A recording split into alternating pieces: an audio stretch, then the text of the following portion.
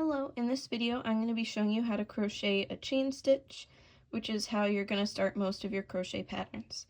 So first, once you have your slip knot, I like to pinch the knot that you just made right here with my thumb and my ring finger just to keep it in place and stop it from getting bigger or smaller.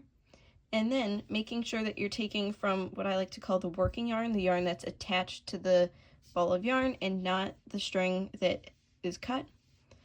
You're gonna pinch at the knot, take your crochet hook, and I like to keep the yarn, the working yarn, between my pointer and middle finger.